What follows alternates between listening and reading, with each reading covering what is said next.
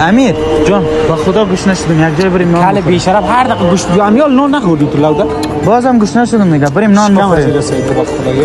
خیلی دیگه شاو شد نیست شاو شد نصف شاو شد خب بریم اینجا یک رستوران وطنی باز شده خوب رستوران افغانی داره غذای خوب داره بریم بخوریم ببینیم چه رقم است اون اینجا باز شده بریم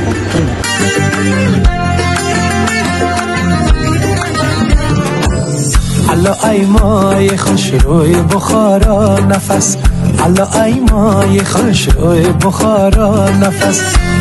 وطن داره عزیز اگه دلتون به غذاهای وطنی تنگ شده در ایران خیلی وقت است در ایران هستی نمیتونین غذاهای وطنی پیدا کنین غذاهای خوشمزه و در ایران مال یک رستوران افغانی باز شده وطنی غذاهای همه رقم غذاهای وطنی بخواین هست حتما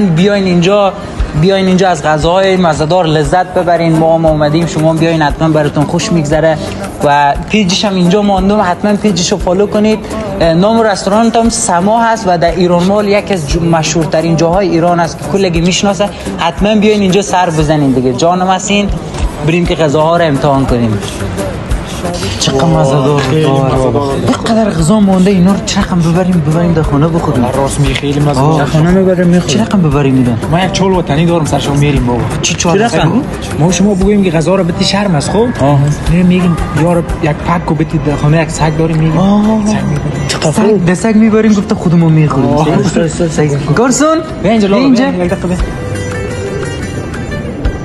حالا جان سعی کنیم چیزای کلش مونده اینی چیزا رو کلش جمع کو یک پک کده بتی بر ما در خانه یک سگ داریم دوم سواب میشه بس سگ ببریم سواب میشه جانم است فورسای سینال براتون پک نیست